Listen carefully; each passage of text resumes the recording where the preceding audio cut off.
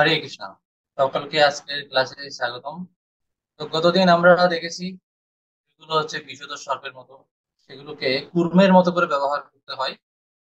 প্রয়োজনে ব্যবহার, অন্য সময় গুটিয়ে রাখা। অর্থাৎ ইন্দ্রিয় তৃপ্তিতে এই ইন্দ্রিয়গুলোকে ব্যবহার না করে ভগবত সেবায় ব্যবহার, এটা হচ্ছে কূর্মের মতো ব্যবহার।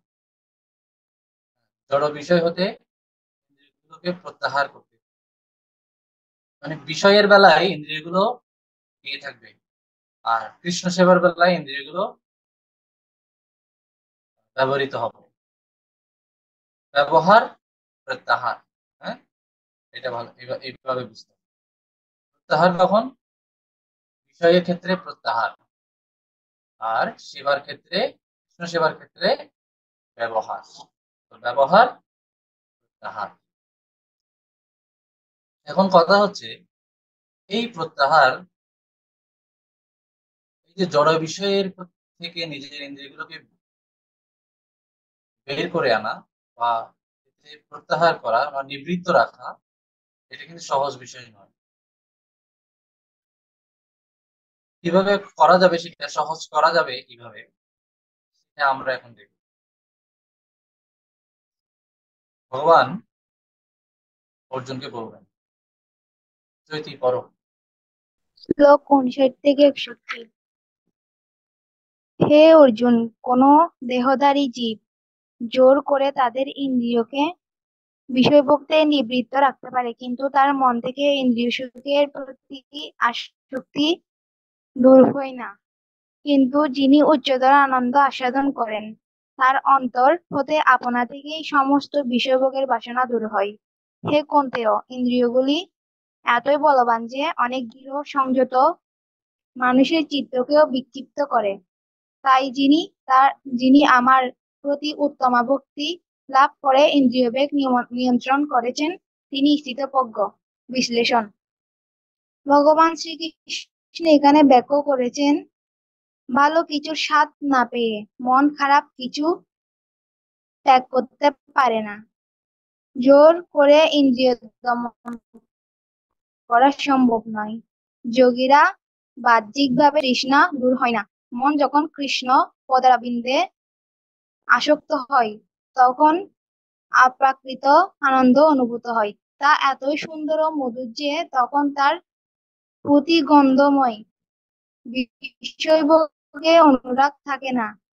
কৃষ্ণ ভক্তি সম্পাদনের ফলে আপনা থেকেই দিব্য জ্ঞান ও দিব্য আনন্দ লাভ হয় এবং মন বুদ্ধি সম্পূর্ণ কৃষ্ণ ভক্তি সম্পাদনের ফলে আপনা থেকে দিব্য জ্ঞান ও দিব্য আনন্দ লাভ হয় এবং মন বুদ্ধি সম্পূর্ণ নির্মল ও শান্ত হয়। বর্তমানে মানুষ ভোগবাদের প্রবলতায় দিশেহারা। কোন শুষ্ক মতবাদের সাহায্যে এই লাগামহীন ভোগবাদ বা অবক্ষয়কে রোধ করা যাবে না। একমাত্র প্রতিকার হচ্ছে পৃথিবীব্যাপী মানুষদের জন্য ভগবত ভক্তির দিব্য আনন্দ আস্বাদনের সুযোগ সৃষ্টি করা। তাহলে আপনা থেকেই এই রোগ বিকার দূর হয়ে যাবে, মানব সভ্যতা শান্তি ও আনন্দে পূর্ণ হবে। দেহধারী জীব জোর করে হয়তো ইন্দ্রিয় বিষয় থেকে ইন্দ্রিয়গুলোকে প্রত্যাহার করা যায়। যেমন আমরা অষ্টাঙ্গ যোগের ক্ষেত্রে দেখি, কি অষ্টাঙ্গ যোগ, অষ্টাঙ্গ যোগের 8টি অঙ্গ কি কি আছে, কে বলতে পারবে? অষ্টাঙ্গ যোগের 8টি অঙ্গ। অনুমা, অনিমা, লঘিমা, গরিমা, মানে এরকম প্রাপ্তি, অষ্টসিদ্ধি, এগুলো না? এটা অষ্টাঙ্গ না, এটা হচ্ছে অষ্টসিদ্ধি, মানে অষ্টাঙ্গ ও, যোগের আসন, ফল। আর আসন প্রাণায়াম, এগুলো না? হ্যাঁ হ্যাঁ হ্যাঁ হ্যাঁ, শুরু থেকে বলো। ও, 8টা মুখস্থ নাই আর কি, ভুলে গেছি। যম, নিয়ম, যম, নিয়ম, আসন, প্রাণায়াম, তারপর প্রাণায়াম, প্রত্যাহার, আহ, ধারণা, ধ্যান, সমাধি। ধ্যান ধারণা সমাধি। হ্যাঁ, ধ্যান ধারণা সমাধি, আসন, প্রাণায়াম, প্রত্যাহার, যম, নিয়ম, প্রাণায়াম, আসন, প্রত্যাহার। তো এই অষ্টাঙ্গ যোগের মাধ্যমে ওখানে যে প্রত্যাহার আছে না, প্রত্যাহার, প্রত্যাহার মানে আমরা কি জেনেছিলাম একটু আগে?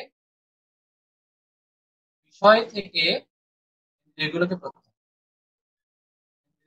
বিষয় থেকে নিবৃত্ত করাকে বলা হয় প্রত্যাহার। আমরা জানলাম কুর্মের দুটি কাজ, সে কখনো ব্যবহার করবে কখনো প্রত্যাহার করবে। প্রত্যাহার কিছু থেকে করবে, বিষয় থেকে ইন্দ্রিয়গুলোকে প্রত্যুত্ত রাখবে, আর ব্যবহার কিছু করবে কৃষ্ণ সেবায় প্রত্যুত্ত রাখবে। শুধু প্রত্যাহার করলে হয় না, যেটা যোগীরা করে থাকে। যোগীরা যেটা করে সেটা হচ্ছে তারা কেবল ইন্দ্রিয়গুলোকে বিষয় থেকে প্রত্যাহার করে নেয়, কিন্তু এই ইন্দ্রিয়গুলোর তো অ্যাক্টিভিটিস আছে এগুলো। তো ওরা যখন অ্যাক্টিভিটিস পায় না, তখন আবার সেই পুনরায় পূর্বের সেই জড় বিষয়ে ফেরত যায়। তো হায়ার টেস্ট কেন দরকার? হায়ার টেস্ট মানে হচ্ছে কৃষ্ণ সেবায় প্রবৃত্ত রাখার মাধ্যমে আনন্দ লাভ।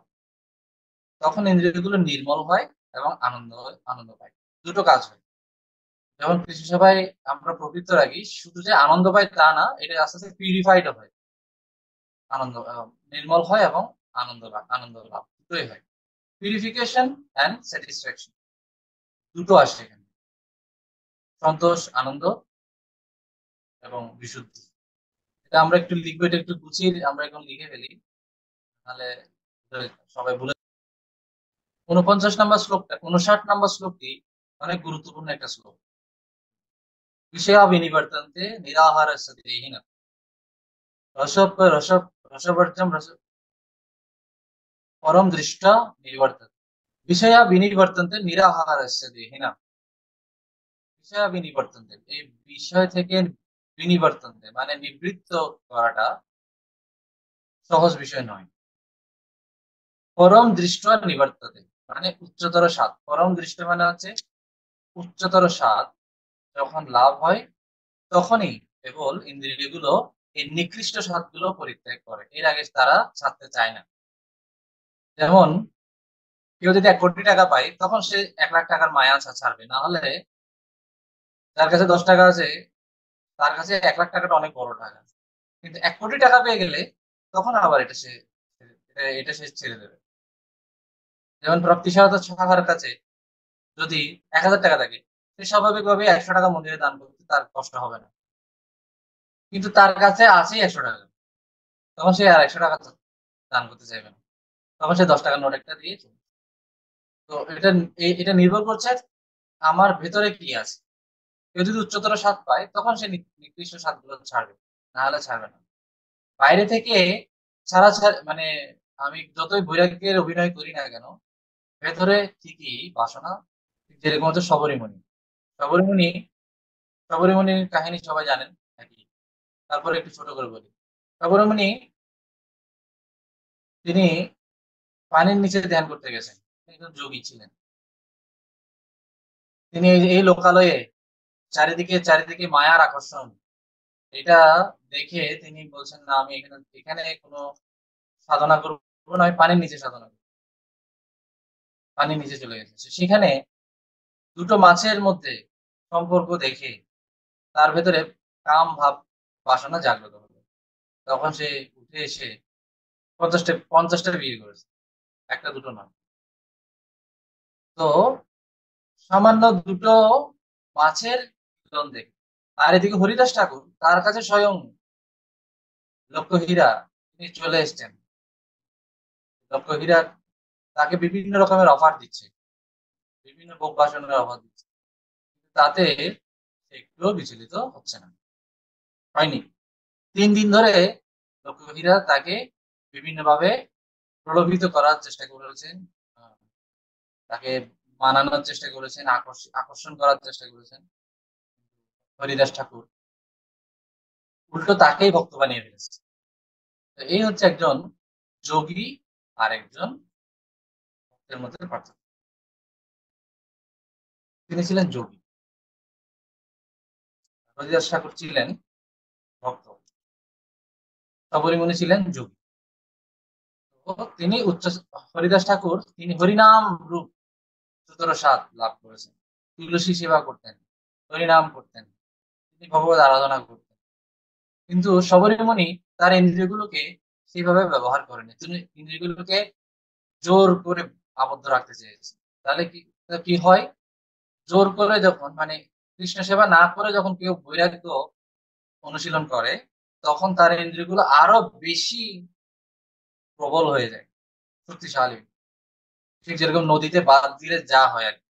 নদীতে অনেক স্রোত আছে, ওইরকম নদীতে যদি কেউ বাঁধ দিতে যায়, তখন সাময়িকভাবে হয়তো বাঁধটাকে রাখবে নদী, কিন্তু আস্তে আস্তে আস্তে আস্তে যখন প্রেসার অনেক, পানি যখন বাড়বে, সবগুলো প্রেসার নিয়ে তখন একদম ধাক্কা দিয়ে সেই বাঁধটাকে ভেঙে দেবে। প্রথম দিকে সম্ভব হয়, কিন্তু দীর্ঘকাল ধরে সেটা সম্ভব হয় না। যেগুলোকে বিষয় থেকে দূরে রাখা সম্ভব হয় না, তখন কি হয়, আরো বেশি প্রবল ভোগ বাসনা জাগে, নদীর বাঁধের মতো। এই জন্য ইন্দ্রিয়গুলোকে বিষয় থেকে দূরে রাখার চেষ্টা না করে, ইন্দ্রিয়গুলোকে ভগবত সেবায় এবং বিষয়গুলোকে ভগবত সেবায় যুক্ত করলে, তাহলে কি হয়, ইন্দ্রিয়গুলো তাদের বিষয়গুলোকে ভোগ করে কিভাবে, পিউরিফাইড ওয়েতে। কারো গান শুনতে ভালো লাগছে, ওকে আমি গান শুনবো না, তাহলে এটা কি হয়ে গেল, এটা যোগীদের মতো হয়ে গেল, এটা প্রত্যাহার হয়ে গেল। আচ্ছা ঠিক আছে, তো কান কি করবে, কানের তো কোনো খাবার নেই, তো তার মিউজিক ভালো লাগে কানের, তো ভালো লাগে, এখন সে তো সিনেমার গানও শুনতে পাচ্ছে না, আবার এদিকে কোনো মিউজিক সে পাচ্ছে না। এটা যেটা, এটা হচ্ছে যোগীদের মতো প্রত্যাহারের উদাহরণ। কিন্তু ভক্ত কি করবে, সে ঠিক আছে, ওকে আমি জাগতিক গান শুনবো না, তাহলে কীর্তন শুনি, অল্টারনেট হায়ার টেস্ট। ইন্দ্রিয়গুলোকে যখন আমরা হায়ার টেস্ট দিব, তখন সে আস্তে আস্তে তার সে আর এত আনন্দ লাভ করবে এখান থেকে, তার আর নর্মাল এগুলোর দিকে, নিকৃষ্ট মিউজিকের দিকে তার আর মন যাবে না। এটাকে আমরা বলতে পারি এরকম, যার কোনো মোবাইল নেই, তার কাছে বাটন সেটটা অনেক, কিন্তু যার অ্যান্ড্রয়েড সেট আছে, তার কাছে আর বাটন সেট ইউজ করবে না। আবার যার আইফোন আছে, সে আবার এদিকে নর্মাল অ্যান্ড্রয়েড গুলো ইউজ করবে না। যে সবসময় রিক্সায় চড়ে, সে যদি একটা সিএনজি কিনে, তাহলে সে হ্যাপি হবে, তার আর রিক্সায় চড়তে ভালো লাগবে না। আবার যে সিএনজি তে চড়ে, সে যদি একটা কার কিনে, সে আর সিএনজি তে চড়তে ভালো লাগবে না। তো হায়ার টেস্ট কিছু একটা পেতে হবে। কারের মধ্যে কেউ যদি আবার মার্সিডিজ বেঞ্চ কিনে, হ্যাঁ, তখন আবার এই নর্মাল কার গুলোতে চড়তে ইচ্ছে করবে না। এরকম, যখন আমরা হায়ার টেস্ট পাবো, তখন আমরা লোয়ার টেস্ট গুলো ছাড়তে পারবো, না হলে সম্ভব না। যার কার নেই, সে তো সিএনজি কখনো ছাড়বে না। সিএনজি ছাড়তে হলে সে তাকে কার, কারে চড়ার অনুভূতি, অভিজ্ঞতা অর্জন করতে হবে। সেরকম স্পিরিচুয়াল যে অভিজ্ঞতাগুলো, হায়ার টেস্ট, স্পিরিচুয়াল টেস্ট, সেই অভিজ্ঞতাগুলো যখন ইন্দ্রিয় পাবে, তখন সে লোয়ার টেস্ট গুলো ছাড়তে চাইবে, ছাড়তে পারবে, না হলে সম্ভব নয়। না হলে কি হবে, তার আরো প্রেশার বাড়তে থাকবে, ইন্দ্রিয়গুলোর চাওয়া বাড়তে থাকবে। যে আমরা আমরা গতদিন আমরা তুলনা করেছিলাম, ইন্দ্রিয়গুলো হচ্ছে এই সাপের মতো, দংশন করতে থাকবে। কাকে, সেই ব্যক্তিটাকে, দেহের মধ্যে যে ব্যক্তিটা আছে, সে সবসময় ইন্দ্রিয়ের যাতনা অনুভব করতে থাকে। এরকম উদাহরণ শুধু সবরই মুনি না, আরো আছে। যেমন মেনকার তারা অধঃপতিত হয়েছিলেন। তো ইন্দ্রিয়গুলোকে আমরা দেখলাম, সবরী মুনি, বিশ্বামিত্র মুনি, তারা যোগী ছিলেন, তারা ইন্দ্রিয়গুলোকে কেবল প্রত্যাহার করেছেন, ব্যবহার করেননি কৃষ্ণ সেবায়। তো আর দুটো কাজই করতে হবে, যদি ইন্দ্রিয়গুলোকে ট্রেন্ড আপ করা যায়, হ্যাঁ, বশীভূত রাখতে গেলে। স্থিতপ্রজ্ঞ মানে হচ্ছে যার ইন্দ্রিয়গুলো বশীভূত। তো বশীভূত রাখতে গেলে দুটো কাজ করতে হবে, প্রত্যাহার, ব্যবহার। শুধু প্রত্যাহার করলে হবে না, প্রত্যাহার হলে এই ব্যক্তিগুলোর মতো, এই যে সবরী মুনি, বিশ্বামিত্র মুনির মতো ফল ডাউন হবে। আর প্রত্যাহার প্লাস ব্যবহার, কৃষ্ণ সেবায় ব্যবহার হলে তখন উচ্চতর স্বাদ লাভ হবে। তখন যতই প্রলোভন আসুক, হরিদাস ঠাকুরের মতো, হনুমানজির মতো, বিভীষণের মতো, সেই প্রলোভন গুলোকে বুড়ো আঙ্গুল দেখিয়ে তাদেরকে জয় করা যাবে। কৃষ্ণ এখানে বলছেন যে ইন্দ্রিয়গুলো এত পাওয়ারফুল, বলবান ইন্দ্রিয় গ্রামম, বলবান, এতই বলবান যে অনেক ধীর সংযত মানুষের চিত্তও বিক্ষিপ্ত করে। আমরা তো ধীর নই, সংযতও নই, আমরা এই লিস্টের বাইরে। মানে আমরা অলরেডি বিক্ষিপ্ত অবস্থায় আছি। যারা বিক্ষিপ্ত নয়, ধীর, সংযত, তাদের ইন্দ্রিয় বিক্ষিপ্ত হয়ে যাবে যদি হায়ার টেস্ট না পায়। তো কিভাবে সেটা বলা হচ্ছে? উত্তমা ভক্তি, উত্তমা ভক্তি লাভ করে, আমার প্রতি উত্তমা ভক্তি। আমরা তো যে ভক্তিটা করছি সেটা অ্যাকচুয়ালি ভক্তির লিস্টেও এখন আসেনি। উত্তমা ভক্তি লাভ করে, উত্তমা ভক্তি মানে এখানে ভক্তি শব্দটাকে প্রভুপাদ ইংলিশে ট্রান্সলেট করেছেন ডিভোশনাল সার্ভিস। সার্ভিস, সেবা, ভক্তিমূলক সেবা। উত্তমা ভক্তিমূলক সেবা মানে কি? মানে খুব পিউরিফাইড, ফার্স্ট ক্লাস সেবা। আমি ভোগ লাগাবো, তাহলে এটা আবার কিভাবে ফার্স্ট ফার্স্ট ক্লাস করা যায়? আমি মালা গাঁথবো, এটা কিভাবে ফার্স্ট ক্লাস, একদম সুপার লেভেলের মালাটা কিভাবে আমি গাঁথতে পারি? এইভাবে কেউ যদি ভক্তি করতে থাকে, তখন তার ইন্দ্রিয়গুলো নিয়ন্ত্রণ হয়ে যাবে। ফার্স্ট ক্লাস আমি ভোগ রান্না করবো, ঠিক আছে, আমি কিভাবে ফার্স্ট ক্লাস, একদম সেই লেভেলের সুপার লেভেলের স্বাদ করে, একদম পরিষ্কার পরিচ্ছন্ন হয়ে একদম ফার্স্ট, মানে সুপার কোয়ালিটি রান্না করা যায়। উত্তম ভক্তি মানে হচ্ছে যে একদম সুপার ডিভোশনাল সার্ভিস। উত্তমা ভক্তি, ভক্তি হচ্ছে সুপার ডিভোশনাল সার্ভিস, আর উত্তমা মানে হচ্ছে first class, first class devotional service, Uttama ভক্তি। তো ভক্তি হলো ডিভোশনাল সার্ভিস, আর উত্তমা ভক্তি মানে হচ্ছে ফার্স্ট ক্লাস ডিভোশনাল সার্ভিস। আমরা ভক্তি সবাই করছি অনীহা, অবহেলা, বিভিন্ন ভাবে করছি, ভালো লাগছে না, করতে বলছে তাই করছি, বা কোনো রকমে করে দিই, এরকম নয়।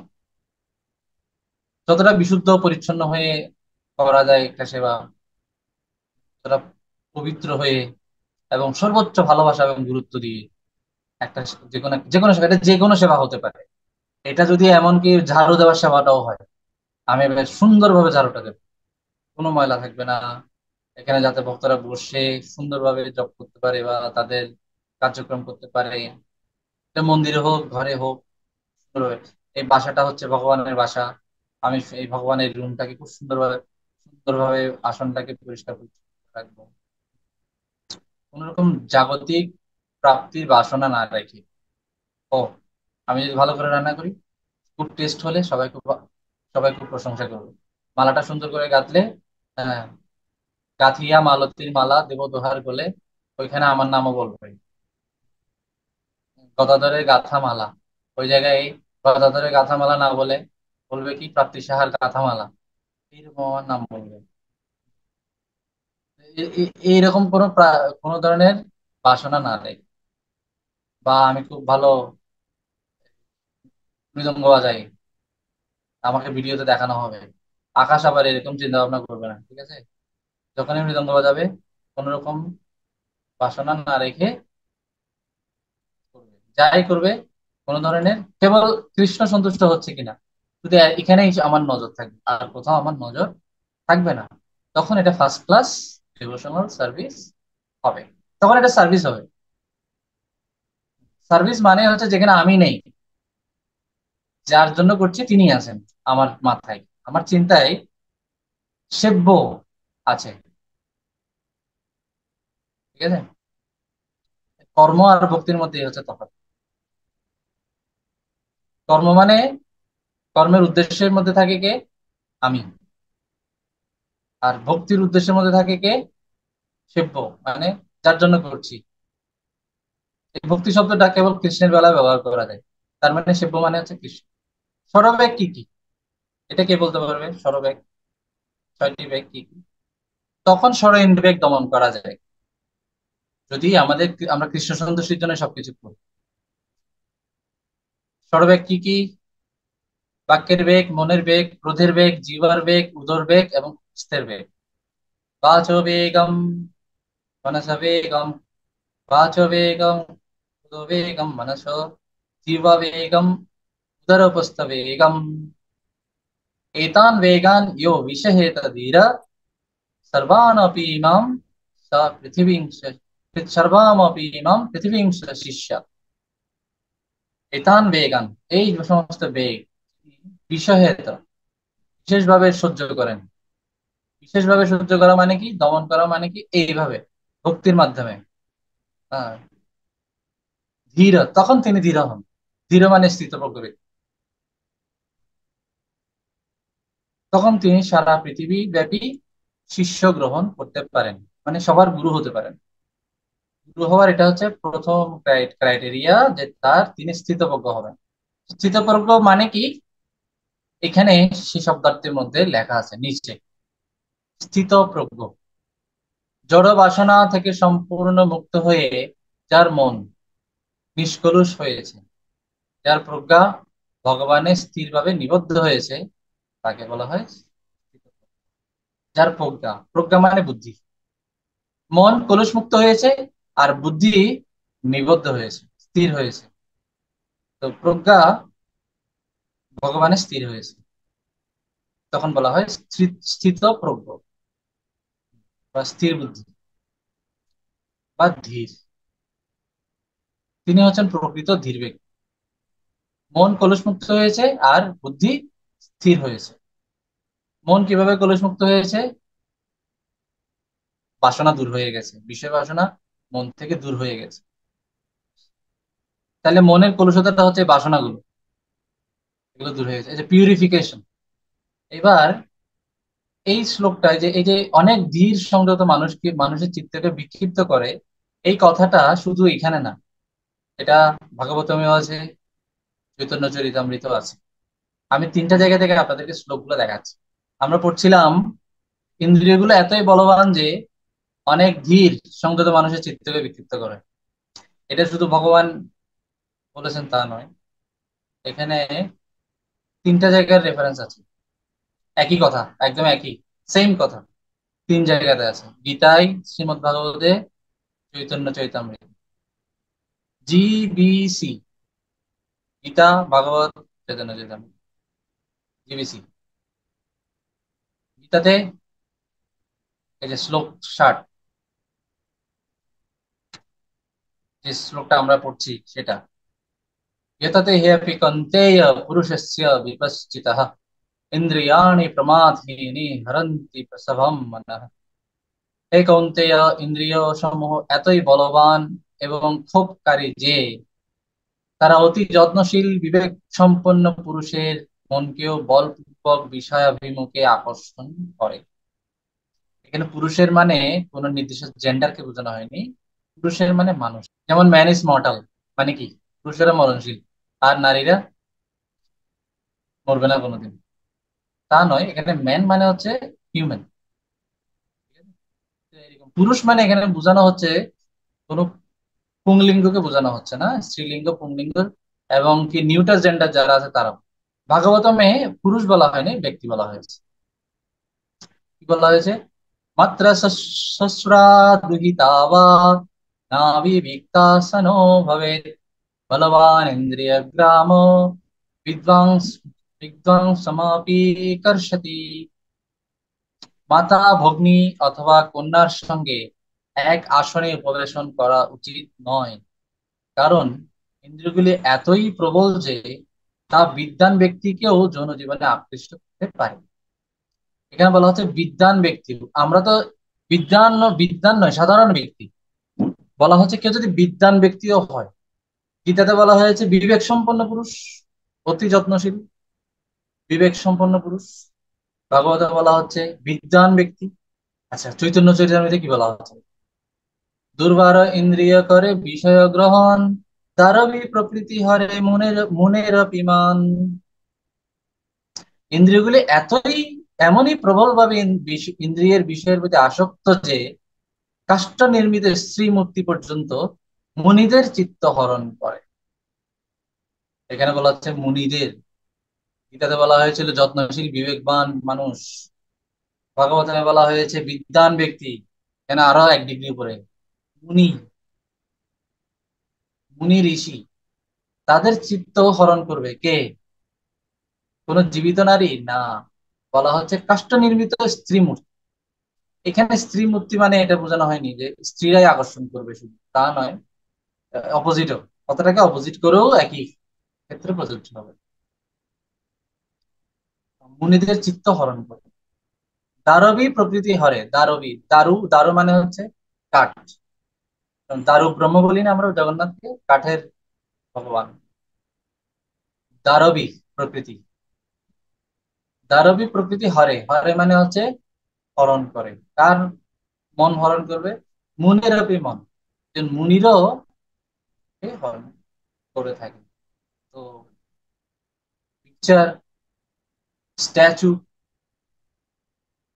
ইন্দ্রিয় এতই বলবান। তো ইন্দ্রিয় যে অত্যন্ত বলবান, সেটা আমরা তিন জায়গা থেকে দেখলাম। একই একই কথা। এক জায়গায় বলা হয়েছে অতি যত্নশীল বিবেকবান মানুষ, আরেক জায়গায় বলা হয়েছে বিদ্বান ব্যক্তি, আরেক জায়গায় বলা হয়েছে মুনি ব্যক্তি, মননশীল ব্যক্তি। মানে বোঝানো হচ্ছে যে খুবই ইন্টেলিজেন্ট ব্যক্তি, একদম খুব জ্ঞানী ব্যক্তি, তারাও টলে যেতে পারে যদি প্রত্যাহারের প্রত্যাহারের সঙ্গে সঙ্গে ব্যবহার না হয়। এখন আমরা দেখব পতনটা হয় কিভাবে। আমরা বিশ্বামিত্র মুনিকে দেখেছি, সৌভরী মুনিকে দেখেছি, তারা জগতে তাদের যে যোগের যে অবস্থান, সেখান থেকে পতিত হয়ে আবার বিষয়ভোগে মগ্ন হয়েছে। পরে আবার ভুল বুঝতে পেরেছেন, আফসোস করেছেন, আর্তনাদ করেছেন, অনুশোচনা করেছেন, বিলাপ করেছেন, করে আবার সাধনায় রত হয়েছে। তো পতনটা হয় কিভাবে? ইন্দ্রিয় সুখ চিন্তার বিস্ময় পরিণতি ব্যাখ্যা করে ভগবান বললেন, হে অর্জুন, ইন্দ্রিয় ভোগ্য বিষয়ের কথা মনে চিন্তা করতে করতে তাতে আসক্তি জন্মায়। আসক্তি থেকে সেই সব সুখদায়ক বস্তু লাভের জন্য কামনার উদয় হয়। কামনার বাধ পেলে ক্রোধ উৎপন্ন হয়। কামনা বাধা পেলে ক্রোধ উৎপন্ন হয়। ক্রোধের ফলে চিত্ত মোহাচ্ছন্ন হয়। এইভাবে মোহ হতে ক্রমশ স্মৃতিভ্রম, স্মৃতিভ্রম থেকে বুদ্ধিনাশ, এবং একইভাবে বুদ্ধিনাশের ফলে মানুষ ক্রমশ জড় জগতের সুগভীর অন্ধকূপে নিপতিত হয়। বিশ্লেষণ: যার হৃদয়ে এখনো ভগবত ভক্তির উন্মেষ হয়নি, তার মন ইন্দ্রিয় ভোগ্য বিষয় চিন্তা করা মাত্রই সেগুলির প্রতি আসক্ত হয়। তা লাভের জন্য বাসনা উদিত হয়। বস্তুত জড়জগতে শুদ্ধ ভক্ত ছাড়া সকলে ইন্দ্রিয় ভোগ্য বিষয়ের প্রতি আসক্ত হয়। এমনকি বহু মুনি ঋষি দেবদেবীও তাদের সংযমের বাঁধ ভেঙে বিষয়ভোগে প্রলুব্ধ হয়ে পতিত হন। কিন্তু একমাত্র কৃষ্ণ ভক্ত ভোগ বাসনাকে অতিক্রম করতে পারেন। ভগবান এরপর তা বর্ণনা করেছেন। আমরা পড়ছিলাম 62-63। ইন্দ্রিয় সুখ চিন্তার বিষময় পরিণতি ব্যাখ্যা করে ভগবান বললেন, হে অর্জুন, ইন্দ্রিয়ভোগ্য বিষয়ের কথা মনে চিন্তা করতে করতে আসক্তি জন্মায়। আসক্তি থেকে সেই সব সুখদায়ক বস্তু লাভের জন্য কামনার উদয় হয়। কামনা বাধা পেলে ক্রোধ উৎপন্ন হয়। ক্রোধের ফলে চিত্ত মোহাচ্ছন্ন হয়। এইভাবে মোহ হতে ক্রমশ স্মৃতি বিভ্রম থেকে বুদ্ধিনাশ, এবং এইভাবে বুদ্ধিনাশের ফলে মানুষ ক্রমশ জড়জগতের সুগভীর অন্ধকূপে নিপতিত হয়। তো 62-63 নম্বর শ্লোকে এই 8টি ক্রম বর্ণনা করা হয়েছে। 8টি ক্রমিক পর্যায়ে একজন বিদ্বান ব্যক্তিও অধঃপতন হতে পারে, এবং বিদ্বান ব্যক্তি অধঃপতন হতে পারে সেটা আমরা একটু আগে 3টা রেফারেন্সের মাধ্যমে জানলাম, গীতা থেকে, শ্রীমদ্ ভাগবতম থেকে, চৈতন্য চরিতামৃত থেকে। কিভাবে সেটা হয়? একজন, এটা কিন্তু এত রাতারাতি একজন ব্যক্তি অধঃপতিত হয় না। আহ অনেক সময় নাই বলতে তার চিন্তার উপরে, 1 নাম্বারটার উপরে নির্ভর করে তার অধঃপতনটা কত তাড়াতাড়ি হবে। মনে বিষয় চিন্তা যত বেশি, তত তাড়াতাড়ি 8 নাম্বার স্টেজে পৌঁছে যাবে। আর যত কম, তত দেরি হতে পারে, কিন্তু যাবেই। এখানে একটা এখানে একটা ছবি আছে, ছবিটাতে এই 8টি স্টেজ দেখানো হচ্ছে। এখানে একজন পুরুষ, সে একজন রমণীর কথা চিন্তা করছে। রমণীর কথা চিন্তা করতে সে আসক্ত হয়ে গেল। একটা সময় সে তার কামনার উদয় হলো। তারা তারা একীভূত হলেন।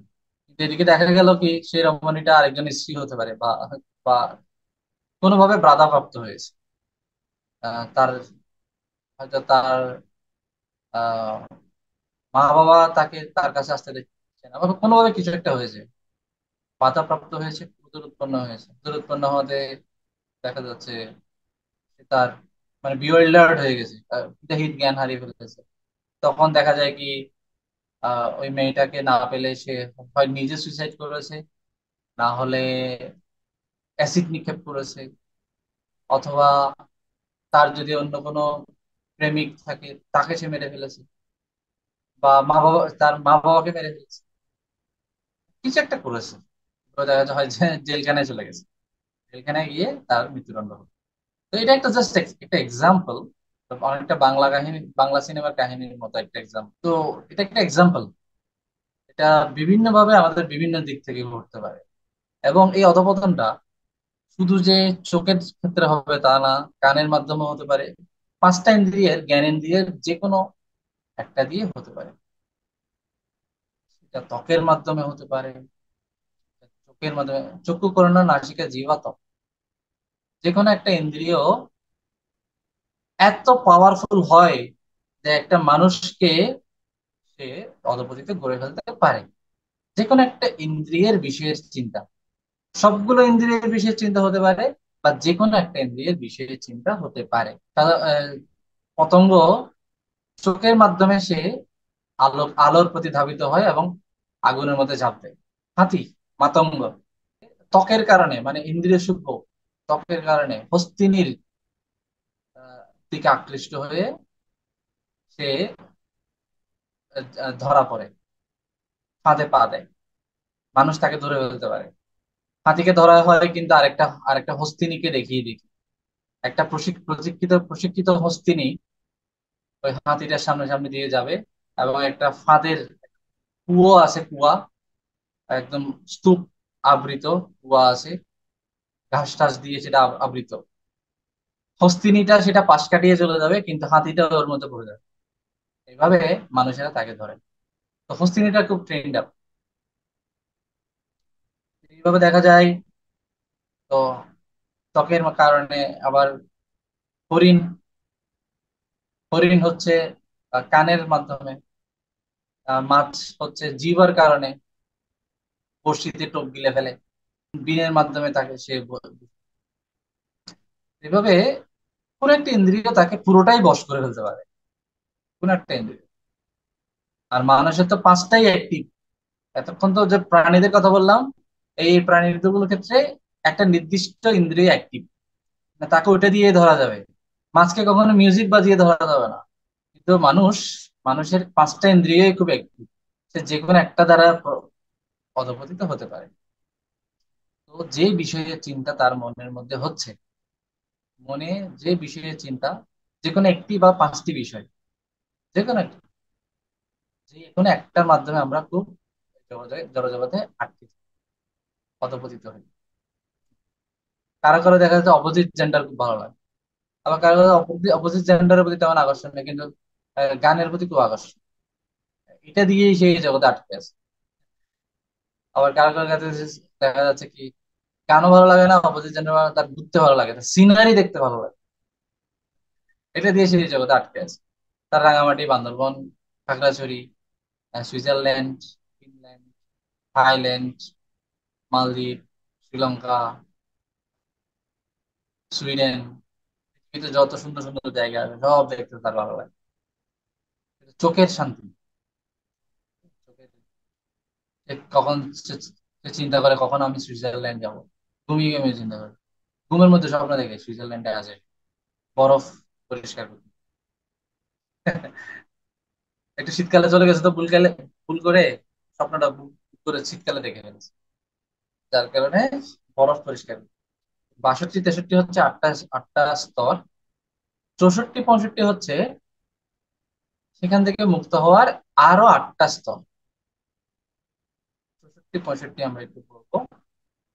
এটা পড়বে আকাশ। যিনি তার এর আগে চিত্তকে একটা কথা বলেনি, এর আগে একটা কথা বলেনি। আম, এখানে আমরা দেখছি কাম বাধাপ্রাপ্ত হলে ক্রোধ হয়। কাম যখন কোথাও আটকে যাবে, কাম পূরণে যখন বাধা হবে, এটা যে কোনো ধরনের কাম হতে পারে। কাম মানে যে শুধু একটা কিছুকে বোঝায় তা নয়। যেমন কেউ কেউ খুব গান শুনতে ভালোবাসে, তো তখন যখন গান শুনতে দেওয়া হবে না, তখন তার মাথা খারাপ হয়ে যাবে। কেউ সিনেমা দেখতে ভালোবাসে, তাকে যখন সিনেমা দেখতে দেওয়া হবে না, তখন তার মন ভালো খারাপ হয়ে যাবে। এরকম ক্রোধ। আবার যদি মানে কামনা পূরণ করতে না দিলে ক্রোধ, আর কামনা পূরণ করতে দিলে কি হয়? কামনা পূরণ করতে দিলে কি হয়? লোভ জাগে, লোভ, যেটা আমি এখানে লিখেছিলাম। কাম হ্যাঁ ক্রোধ গো, লিখছি। বলে। তো কাম থেকে ক্রোধও আসে, লোভও আসে। কাম, ক্রোধ, লোভ তিনটাই হচ্ছে নরকের দ্বার। নরকের তিনটা দরজা, তিনটা গেট আছে। কারো বাসায় ঢোকার জন্য একটা গেটই যথেষ্ট। অমিতের বাসায় কয়টা কয়টা দরজা আছে? কয়টা আছে দরজা? দুই হ্যাঁ, ঘরে ঢোকার দুইটা। জন্য কয়টা? হ্যাঁ, না, দুই ঘরে দুইটা, কিন্তু বাইরের মানুষ ঢোকার জন্য কয়টা দরজা আছে?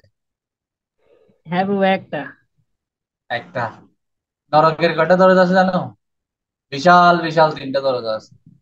কারণ হ্যাঁ। পাপির সংখ্যা বেশি তো। পাপির সংখ্যা বেশি।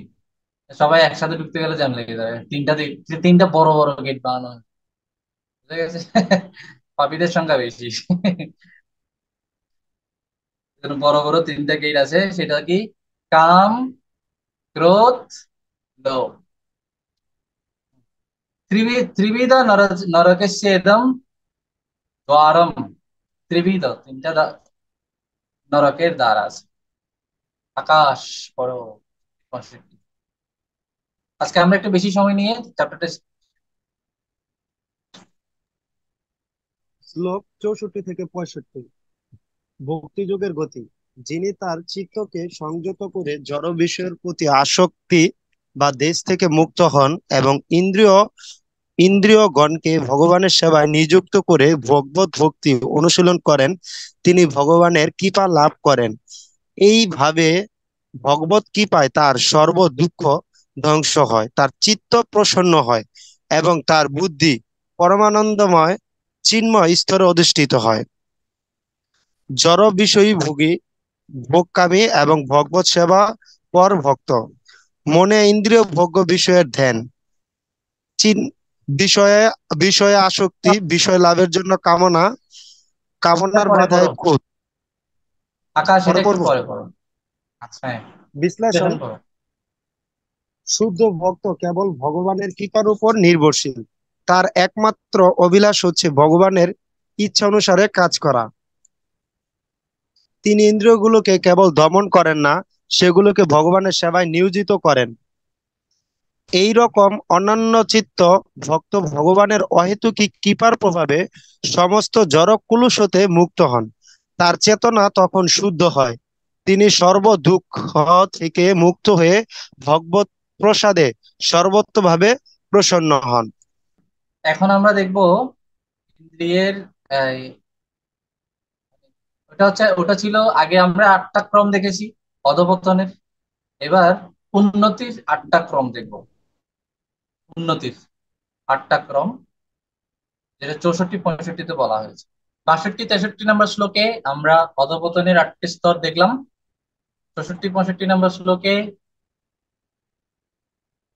উন্নতি সাধন করে স্থিতপ্রজ্ঞ হওয়ার 8টি উপায় বর্ণনা করা হয়েছে। সেই 8টি ক্রম হলো চিত্ত সংযম, ইন্দ্রিয় সমূহকে কৃষ্ণ সেবায় নিয়োগ, 3 নম্বর কৃষ্ণৈক শরণম, কেবল কৃষ্ণের শরণাপন্ন হওয়া। এবং এই তিনটা কাজ যখন হবে, তখন কৃষ্ণ কৃপা মানে হচ্ছে প্রসাদ। প্রসাদ মানে কৃপা। এর ফলে বিষয় শক্তি এবং বিষয়ের প্রতি দেশ, এগুলো চলে যাবে। সর্ব দুঃখ নিবৃত্ত হবে, চিত্ত প্রসন্ন হবে। এবং চিত্ত প্রসন্ন মানে মন প্রসন্ন, আর বুদ্ধি স্থির হবে, চিন্ময়স্তরে স্থির হবে। প্রজ্ঞা, প্রজ্ঞা মানে বুদ্ধি। তো আমরা শ্লোক 59 থেকে 61 অংশে কিভাবে অধপতিত হবে কিভাবে উন্নত হবে দুটোই সামারি আকারে ভগবান বলেছেন।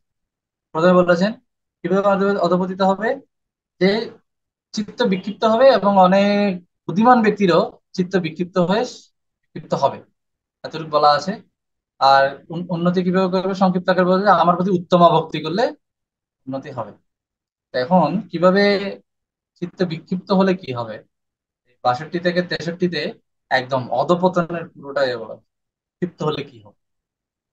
আর উত্তম ভক্তি করে কিভাবে উন্নতি হবে 64 থেকে 65-তে বিস্তারিত, মানে স্টেপ বাই স্টেপ বলা আছে উন্নতিটা কিভাবে হবে। এভাবে স্থিতপ্রজ্ঞ হওয়া যাবে। কিভাবে স্থিতপ্রজ্ঞ হওয়া যাবে সে প্রশ্ন অর্জুন করেননি। অর্জুন শুধু 4টা বিষয় জানতে চেয়েছিলেন। ভগবান এটা বোনাস দিয়েছেন যে এই স্তরে আসতে হলে কি করবে। অর্জুনের প্রশ্নের উত্তর 54 থেকে 58-তে শেষ। বাকিটা বোনাস দিয়েছেন। হ্যাঁ, ভগবান বোনাস দিয়েছেন কিভাবে এই স্তরে আসা যায়। যে ব্যক্তি কে 69 অমিত পড়ো। হ্যাঁ প্রভু, যে ব্যক্তি কৃষ্ণ সেবায় যুক্ত হননি তার চিত্ত সংযত নয়, বুদ্ধি স্থির নয়।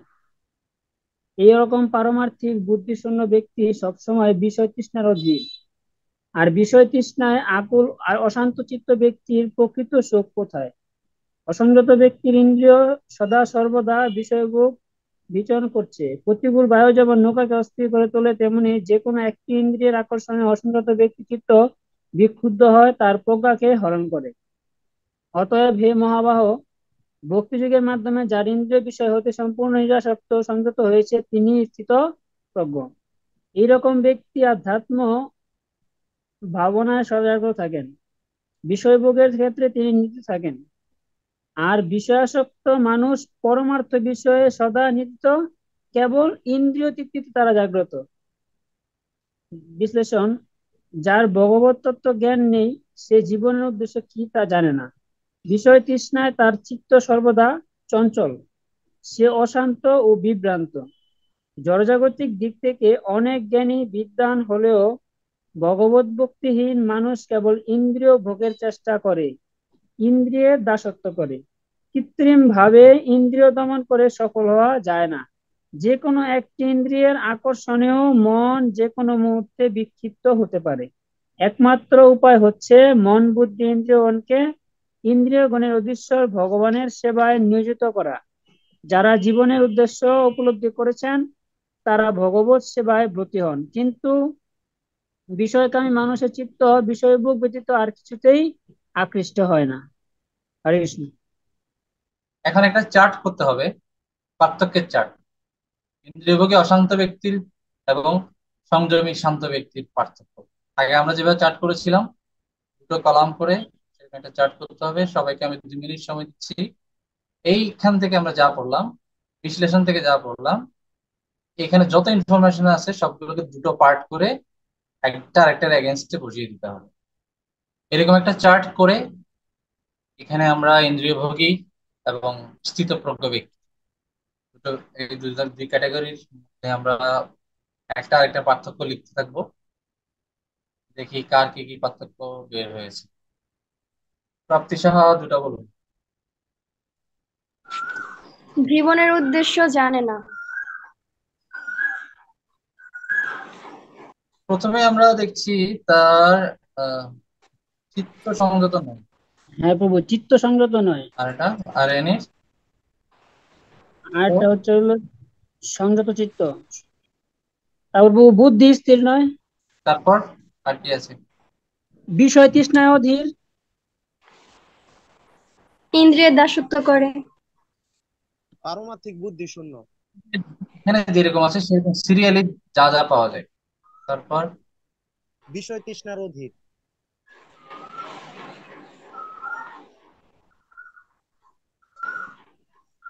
হ্যাঁ, ওনার বিষয় তৃষ্ণা আছে, বিষয় তৃষ্ণা আছে, আর এদিকে সেবা তৃষ্ণা আছে। আর কি আছে? অশান্ত ও চিত্ত বিভ্রান্ত। চিত্ত বিক্ষুব্ধ প্রভু। চিত্ত বিক্ষুব্ধ, এটা 1 নম্বরে দিয়ে দিলাম। অশান্ত এবং বিভ্রান্ত। স্থির অশান্ত হবে প্রভু। অশান্ত ও বিভ্রান্ত। আরেকজন শান্ত ও স্থির। নিশ্চয়যুক্ত। বিভ্রান্ত মানে হচ্ছে যে কনফিউজড, আর স্থিতপ্রজ্ঞ ব্যক্তি হচ্ছেন যারা বিভ্রান্ত মানে হচ্ছে বুঝতে পারছে না আসলে কার সেবা করবে, কনফিউজড, জীবনের উদ্দেশ্য সম্পর্কে কনফিউজড। কিন্তু স্থিতপ্রজ্ঞ ব্যক্তি তিনি নিশ্চয়, দৃঢ় নিশ্চয়, সুদৃঢ় নিশ্চয়। নিশ্চয়, নিশ্চয় মানে হচ্ছে কনভিকশন, ফেইথ, বিশ্বাস। ভগবত তত্ত্বজ্ঞানহীন। ইন্দ্রিয়ের দাসত্ব করে। ওরা তো আচ্ছা, ইন্দ্রিয়ভোগী ব্যক্তিগণ অধ্যাত্ম ভগবানে নির্দেশিত, তো ওরা একটা বিষয় কিন্তু জাগ্রত আছে, সেটা কি? ইন্দ্রিয় ভোগের। বিষয় ভাবনায় জাগ্রত, ভগবত তত্ত্ব জ্ঞান সম্পন্ন। তারপর দাস, আর ইনি কার দাস? কৃষ্ণের দাস। ভগবত সেবায় ব্রতী নয়। এইভাবে আমরা দেখলাম অনেকগুলো পার্থক্য আছে, অনেক কৃষ্ণ কৃপা প্রাপ্ত, কৃষ্ণ কৃপা ভগবানের কৃপা লাভ করার উপায় আমরা আগের শ্লোকে পড়েছিলাম। ভগবানের কৃপা লাভ করার উপায় কিভাবে? কেউ যদি ইন্দ্রিয় সংযম করে এবং ভগবত সেবা শুরু করে, তাহলে তিনি ভগবানের প্রসাদ লাভ করেন, কৃপা। ভগবত ভক্তি অনুশীলন করলেন তিনি ভগবানের কৃপা লাভ করেন। আমরা বলি না হে ভগবান আমাকে কৃপা করো, কৃপা করো। কৃপা লাভ করে এটাই হচ্ছে উপায়। ইন্দ্রিয়গণকে ভগবানের সেবায় যুক্ত করলে স্বাভাবিকভাবে কৃপা লাভ হবে। কৃপা মানে কি? করে পাওয়া, কৃপা। তো কি করবে? ভগবত সেবা করবে। ইন্দ্রিয়গুণ গুলোকে ভগবত সেবায় যুক্ত করলে, ভগবত সেবা করলে যেটা পাবে সেটাই হচ্ছে কৃপা। এমনি কৃপা, প্রভু কৃপা করবেন, প্রভু কৃপা করবেন, চরণ ধরে টেনে একদম চরণের ধুলি সব পরিষ্কার করে ফেললেও কৃপা লাভ হবে না। কি করতে হবে? সেবা করতে হবে। সেবা করে, সেবা করলে তখন কৃপা, করে পাওয়া। কি করে পাওয়া? সেবা করে পাওয়া। আর এই কৃপা লাভ হলে কি হয়? কেন আমরা কৃপা লাভ করতে চাই? কৃপা লাভ হলে প্রথম যে কাজটা হয় সেটা হচ্ছে দুঃখ চলে যায়, সর্ব দুঃখ ধ্বংস হয়, চিত্ত প্রসন্ন হয়, আর বুদ্ধি কৃষ্ণে স্থির হয়। নাকি কৃপা লাভ করলে জিপিএ ভাই পাওয়া যায়, কৃপা লাভ করলে বিদেশে যাওয়া যায়, কৃপা লাভ করলে কোটিপতি হওয়া যায়। কৃপাটা আমি কেন লাভ করবো? উদ্দেশ্যটা কি? প্রথম কথা হচ্ছে আমার দুঃখ চলে যাবে, চিত্ত প্রসন্ন হবে, মন প্রসন্ন হবে, আর বুদ্ধি ভগবানে স্থির হবে। এই জন্য কৃপা লাভ করতে হবে। অন্য কোনো কিছুর জন্য কৃপা চেয়ে সাধুদেরকে বা ভগবানকে বিরক্ত করে লাভ নেই। এগুলোর জন্য দেবতারা আছে, বিভিন্ন ডিপার্টমেন্ট আছে, বড় বড় ডিপার্টমেন্ট, এগুলো হেডও আছে, অনেক বড় বড় পাওয়ারফুল বিভিন্ন অস্ত্র শস্ত্র নিয়ে দাঁড়ায় আছে। এনারা এগুলো দেওয়ার জন্য আছে। আপনি বিদেশ যাবেন, এই সুন্দরী কাউকে লাগবে, সুন্দর কাউকে লাগবে, সুন্দর সুদর্শন কাউকে লাগবে, এগুলোর জন্য শিব আছে, উমা দেবী আছে, দুর্গা দেবী আছে, টাকার জন্য লক্ষ্মী দেবী আছে, বিদ্যার জন্য। বিদেশ যাবেন, বিদ্যা লাভ করবেন, ডিগ্রি লাভ করবেন, সরস্বতী দেবী আছে। ওনাদেরকে ডিস্টার্ব করেন, ভগবানকে এগুলোর জন্য ডিস্টার্ব করে লাভ নেই। ভগবানকে আমরা কেন কেন বলবো, কি কি জন্য সেবা করবো? যেন তার চরণে রতি হয়। হম, যেন ভগবত ভক্তের চরণে রতি হয়। শ্রী গুরু চরণে রতি, এই সেই উত্তম গতি, আর না করিহ মনে আসে।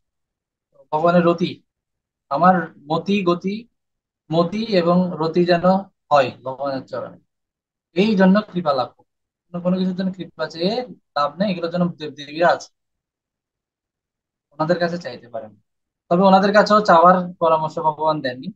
ভগবান বলছে যদি জাগতিক কিছু চাইতে হয় তাও আমার কাছে চাও, আমি একসময় এটা শুদ্ধ করে দেবো। আমরা লাস্ট অংশে পৌঁছে গেছি, এখন শেষ হয়ে যাবে 70 থেকে 72। হে অর্জুন, বিভিন্ন দিক দিয়ে বিপুল জলরাশি সব সময় সমুদ্র প্রবেশ করছে, কিন্তু সমুদ্র তাতে বিক্ষুব্ধ হয় না, অচঞ্চল অচঞ্চলই থাকে। তেমনি মনে অসংখ্য কামনার উদয় হলো স্থিতপ্রজ্ঞ ব্যক্তির চিত্ত বিচলিত হয় না, ভগবানে স্থির থাকেন, তিনি শান্তি লাভ করেন। যার কামনা উদয় হওয়া মাত্রই তা পূরণের জন্য অধীর হয়, তারা কখনো শান্তি পায় না। স্থিতপ্রজ্ঞ ব্যক্তি জড় বিষয়ে নিরাসক্ত, মত তত্ত্ব বুদ্ধি শূন্য, তিনি সমস্ত বাসনা পরিত্যাগ করে নিষ্ক্রিয়ভাবে বিচরণ করেন, তার মনে ভগবত বাসনায় পূর্ণ বুধ বুদ্ধি চিন্ময় স্তরে অধিষ্ঠিত, একেই ব্রাহ্মণের স্থিতি বলে। হে পার্থ, যিনি এই স্তর লাভ করেন তিনি আর মোহ কবলিত হন না। জীবনের অবসানকালে তিনি জড় জগতের বন্ধন থেকে মুক্ত হয়ে ভগবত ধাম লাভ করেন। বিশ্লেষণ: বাসনা করা আত্মার স্বভাব। বাসনাকে বদ্ধ করা বা মুছে ফেলে যা না। আমাদের নিত্যস্থায়ী বাসনা হচ্ছে শ্রীকৃষ্ণের সেবা করা, কিন্তু আমরা অধঃপতিত হয়েছি। আর এই জড় পরিবেশে সেই ভগবত সেবার বাসনা নিজের ইন্দ্রিয় ভোগ বাসনায় পরিণত হয়েছে। ভক্তিযোগ হচ্ছে বিষয় ভোগের বাসনাকে ভগবানের সন্তুষ্টি বিধানের বাসনায় পরিবর্তিত করার পন্থা। এইভাবে এই জড়জগৎ ও ভগবানের প্রীতিবিধানের উদ্দেশ্যে সেবা কর্মে নিযুক্ত হলে বুদ্ধি ও চেতনা পুনরায় অপ্রাকৃত স্তর, অপ্রাকৃত শুদ্ধ অবস্থা লাভ করে। তখন জড় ইন্দ্রিয় তৃপ্তির বিকৃত বাসনা আপনা থেকে অন্তর্নিহিত হয়। যেমন অর্জুন প্রথমে নিজের বাসনা তৃপ্তির জন্য যুদ্ধ করতে চাননি, কিন্তু ভগবত গীতায় উপদেশ লাভের পর তিনি শ্রীকৃষ্ণের সন্তুষ্টি বিধানের জন্য যুদ্ধ করেছিলেন। কৃষ্ণ ভাবনাময় দিব্য জীবন লাভ করেন। তিনি সমস্ত জড় বাসনা হতে মুক্ত হয়ে ভগবত সেবার অপ্রাকৃত আনন্দে মগ্ন হন। জড়দেহের অবসানে তিনি ভগবত ধাম বৈকুণ্ঠ লোক প্রাপ্ত হন, যেখানে কেউ কোনো সম্পত্তিকে নিজের ইন্দ্রিয় তৃপ্তির উদ্দেশ্যে আত্মসাৎ করতে অভিলাষী নয়, বরং সবকিছুকেই পরম প্রীতিতে ভগবানের সেবায় নিযুক্ত করে তারা দিব্য আনন্দ লাভ করেন। এখানে বলা হচ্ছে বাসনা করা আত্মার স্বভাব। বাসনাকে তার মুছে ফেলা যাবে না, কিন্তু সেই বাসনাটাকে, বিষয় ভোগের বাসনাকে ভগবত সন্তুষ্টি বিধানের বাসনায় পরিবর্তিত করার পন্থা হচ্ছে ভক্তি। এটা খুব ইম্পর্টেন্ট একটা কথা। ভক্তিযোগের উদ্দেশ্যটা কি আসলে? ভক্তিযোগের উদ্দেশ্যটা হচ্ছে বিষয় ভোগের বাসনাকে ভগবত সন্তুষ্টি বিধানের বাসনা, এটাকে আন্ডারলাইন করে রাখা। ভক্তিযোগের উদ্দেশ্যটা কি? তখন একটা জীব শুদ্ধ অবস্থা লাভ করে। এই জগতে আমরা কেন আছি? অশুদ্ধ অবস্থায় আছি বলে আমরা এই জগতে আছি। আর ভগবানের কাছে ফিরে যেতে হলে শুদ্ধ অবস্থা লাভ করতে হবে। শুদ্ধ অবস্থা মানে কি? ভগবত সন্তুষ্টি বিষয় বিধানের বাসনা লাভ করা, এটা হচ্ছে শুদ্ধ অবস্থা। আর এটা এটা কিসের মাধ্যমে লাভ হবে? ভক্তি যোগের মাধ্যমে লাভ হবে। যেটা লাভ করেছেন অর্জুন। তার প্রথমে ভগবত সেবার বাসনা ছিল না, কিন্তু ভগবত গীতার উপদেশ প্রাপ্ত হওয়ার পরে তার ভগবত সন্তুষ্টির বাসনা এসেছিল, যার কারণে ভগবানের কথা মতো যুদ্ধ করেছে। শ্লোকের মধ্যে বলা হচ্ছে বিপুল জলরাশি সমুদ্রে প্রবেশ করলে সমুদ্রে বিক্ষুব্ধ হয় না। বিপুল জলরাশি মানে কি? এই জলরাশিগুলো, এখানে একটা উপমা দেওয়া হয়েছে, জলরাশি আর সমুদ্র। জলরাশিগুলো মানে কি? জলরাশিগুলো হচ্ছে অজস্র কামনা বাসনা। বিপুল জলরাশি, জলরাশি মানে কি? অজস্র কামনা বাসনা। অনেকগুলো নদী একসাথে সমুদ্রে প্রবেশ করলেও এতে সমুদ্রের সমুদ্রের ভেতরে কোনো ধরনের চঞ্চলতা দেখা যায় না। সমুদ্র স্বাভাবিক থাকে। যেমন আমরা সমুদ্রের মধ্যে কোনো তেমন একটা স্রোত দেখতে পাই না, কিন্তু নদীর মধ্যে স্রোত থাকে। নদীকে অনেক চঞ্চল দেখা যায়, জোয়ার ভাটা এরকম। সমুদ্র সবসময় স্থির থাকে। তাদের তার ম- কারণ সমুদ্রের মধ্যে প্রতিনিয়ত বিভিন্ন নদীর লিঙ্ক আছে সমুদ্রের সাথে। অনেক মানে বিভিন্ন নদীর প্রাণী ঢুকছে বেরোচ্ছে। সমুদ্র যেরকম স্থির থাকে, ঠিক সেরকম এই মায়ার জগতে থাকলেও মায়ার বিভিন্ন আকর্ষণ চারিদিকে ছড়িয়ে ছিটিয়ে আছে। কিন্তু একজন ভক্তের চিত্ত কখনো চঞ্চল হয় না, যদি সে স্থিতপ্রজ্ঞ হয়। তো এই ধরনের ব্যক্তি চিত্ত বিচলিত হয় না, কারণ তারা কামনা উদয় হওয়া মাত্র তা পূরণের জন্য অধীর হন না। এখানে আমরা আরেকটা পার্থক্য লিখবো। নির্ভোগী ব্যক্তি কামনার হৃদয়ে কোন একটা বাসনা জাগা মাত্রই সেটা পূরণ করার জন্য ব্যাকুল হয়ে যাবে। আর উনি কি করবেন? সহন। একজন পূরণ করবে আর একজন সহন করবে, ব্যাকুল। তো এখানে বলা হচ্ছে যে সমুদ্রের মতো তিনি স্থির থাকেন। কামনা তার হৃদয়ে জাগছে, ঠিক আছে, বিভিন্ন ধরনের বাসনা জাগছে, সে তা পূরণের জন্য ব্যাকুল হয়ে যান না, তিনি সমুদ্রের মতো স্থির থাকেন। যার কারণে তিনি শান্ত থাকেন। এখানে বলা হচ্ছে জড় বিষয়ে নিরাসক্ত, মমত্ব বুদ্ধি, মমত্ব বুদ্ধি শূন্য মানে কি? এটা কে বলতে পারবে? লেখাটা পড়ে কে কি বুঝতে পেরেছেন বলেন তো? মমত্ব বুদ্ধি শূন্য মানে কি? মমত্ব বুদ্ধি শূন্য মানে মানে মায়া ত্যাগ, মানে যে এগুলা আমার, যেমন সে যেমন যুদ্ধের সময় অর্জুনকে বলছিল কৃষ্ণ যে মমত্ব বুদ্ধ হয়ে তুমি যুদ্ধ করো, মানে এগুলা তোমার ভেবো না, এরকম আমি বা আমার নয়, এরকম এরকম রহিত হয়ে যুদ্ধ করতে বলেছিল। হুম, আমি আমার ভাব রহিত। মম, মম শব্দটা থেকে মমত্ব এসছে। মমত্ব বুদ্ধি শূন্য মানে এই না যে মায়া মমতা থাকবে না, তা না, মমতা না। মমতা মানে বলতে আমার। আমরা বুঝি আমরা আদর ভালোবাসাকে মমতা বলি। শাস্ত্রে মমতা মানে হচ্ছে মমতা, আমি আমার ভাব। মম মানে আমার, আমার আমার মানে মালিকানা। কোনো যেমন সাথে কিছুতেই জড় বিষয়ে তিনি মমত্ব বুদ্ধি শূন্য মানে কি? জড় বিষয়ের প্রতি তার মালিকানা বুদ্ধি নেই। মানে তিনি জড় বিষয়ের মালিক বলে নিজেকে মনে করেন না। তার যত ছয় সম্পদ আছে, বিষয়াদি আছে, সবকিছুর ক্ষেত্রে তিনি নিজেকে মালিক মনে করেন না, ভোক্তা মনে করেন না। ভোক্তাভিমান শূন্য, এটাকে বলা হচ্ছে মোহ। তাহলে আর মোহ কাজ করবে না, এবং জীবন অবসানে জড়জগতের বন্ধন থেকে মুক্ত হয়ে ভগবত ধাম লাভ করা যাবে। এই হচ্ছে ভগবানের নির্দেশ, অন্তিম নির্দেশ। জড়দেহের অবসানে তিনি ভগবত ধাম বৈকুণ্ঠ লোক প্রাপ্ত হন, যেখানে কেউ কোনো সম্পত্তিকে নিজের ইন্দ্রিয় তৃপ্তির উদ্দেশ্যে আত্মসাৎ করতে অভিলাষী নয়, বরং সবকিছুকে পরম প্রীতিতে ভগবানের সেবায় নিযুক্ত, তারা দিব্য আনন্দ লাভ করে। তো এই হচ্ছে আজকের অধ্যায়ের শেষ পার্ট। আমরা বুঝতে পেরেছি যে 59 নম্বর শ্লোকে ভগবান বলেছেন হায়ার টেস্ট লাভ করার জন্য। হায়ার টেস্ট মানে হচ্ছে কৃষ্ণ ভবনামৃত।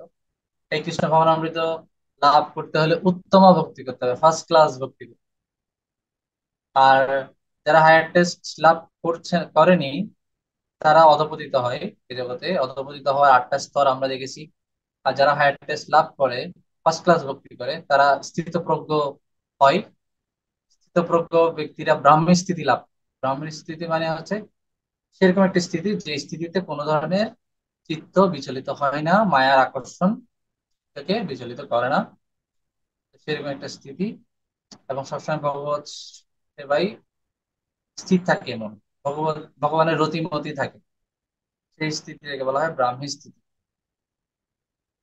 এই ব্রাহ্মী স্থিতিতে যাওয়ার 8টি উপায় আমরা দেখলাম। এরপরে ভগবান ইন্দ্রিয়ভোগী অশান্ত এবং সংযমী শান্ত, এই দুই প্রকার ব্যক্তি পার্থক্য তুলে ধরেছেন। এরপরে আমরা দেখলাম স্থিতপ্রজ্ঞ ব্যক্তি কিরকম, সেটা একটা উপমা দিয়ে ভগবান বুঝিয়েছেন, সমুদ্র। আর এই জলরাশি গুলো হচ্ছে বিভিন্ন অজস্র কামনা বাসনার স্রোত, তার হৃদয়ে প্রবেশ করলেও তার হৃদয় শান্ত থাকে, তার চিত্ত সমুদ্র। আর এই কামনা বাসনা গুলো হচ্ছে জলরাশি। তিনি মমত্ব বুদ্ধি শূন্য থাকেন, মানে কোন ধরনের মালিকানা, জড় বিষয়ের প্রতি মালিকানা, সম্পদের প্রতি মালিকানা, ভোক্তাভিমান তিনি ত্যাগ করেছেন। এই যে এখানে আমরা দেখতে পাচ্ছি, যেখানে কেউ কোনো সম্পত্তিকে নিজের ইন্দ্রিয় তৃপ্তির উদ্দেশ্যে আত্মসাৎ করতে অভিলাষী নয়, এটা হচ্ছে মমত্ব। আত্মসাৎ, আমার আত্মসাৎ, এটাকে বলা হয় মমত্ব। ইন্দ্রিয় তৃপ্তির উদ্দেশ্যে আত্মসাৎ, বলা হয় মমত্ব বুদ্ধি। এইভাবে আমরা দ্বিতীয় অধ্যায় শেষ করলাম। তৃতীয় অধ্যায়ের সাংখ্যযোগ কি জয়। আপনাদের বইয়ের সাংখ্যযোগটা সংখ্যাযোগ লেখা আছে বইয়ের উপরে, পাতার মধ্যে, এটা ভুলে প্রিন্টিং মিস্টেক, টাইপ করতে গিয়ে মিস্টেক। সংখ্যাযোগ না, সাংখ্যযোগ। আপনারা সবাই ঠিক করে নেবেন, প্রত্যেকটা পৃষ্ঠাতেই এটা সংখ্যাযোগ লেখা আছে। এখানে যে শ্লোকগুলো আছে সবগুলোই শিখতে হবে, সবগুলোই দরকারি শ্লোক। চ্যাপ্টার 2, সেজন্য অনুশীলনী 2 বলা হচ্ছে। সত্য মিথ্যা আছে, এগুলো আপনারা শেষ করে নেবেন। আগামী ক্লাসে এগুলো আমরা আলোচনা করবো। শুরুতেই থাকতে হবে সবাইকে, তাহলে এই উত্তরগুলো পাওয়া যাবে। শূন্যস্থান পূরণ, এগুলো বইয়ে লিখে ফেলবেন। বইয়ে লিখে সঠিক উত্তর বইয়ে দাগিয়ে ফেলবেন, দাগিয়ে ছবি তুলবেন। ছবি তুলে আমাকে সংক্ষিপ্ত পুরো প্রথম উত্তরগুলো অধ্যায়ের গুলো সব বাকি। ওগুলো সহ যাদের যাদের বাকি আর কি, সবার তো বাকি নেই, যাদের যাদের বাকি প্রশ্ন উত্তরগুলো বইয়ে দাঁড়িয়ে ফেলবেন, বের করে ফেলবেন। খাতায় লিখতে গেলে অনেক সময় লাগবে, লেখার দরকার নেই। খাতায় বইয়ে লিখে ফেলবেন, বইয়ে দাগিয়ে ফেলবেন। যে যেটা পাবেন না ভালো করে বুঝবেন না, এরপরে আমরা ক্লাসে না পেলে সেগুলো নিয়ে আলোচনা করি, কোথায় কোথায় পাওয়া যায়। ঠিক আছে, সবাইকে অনেক ধন্যবাদ। আশীর্বাদ কি জয়, সমবেত ভক্তবৃন্দ কি জয়, জয়। আনন্দ কি জয়, পঞ্চাকল্পতরু সিন্ধু পতিতানাং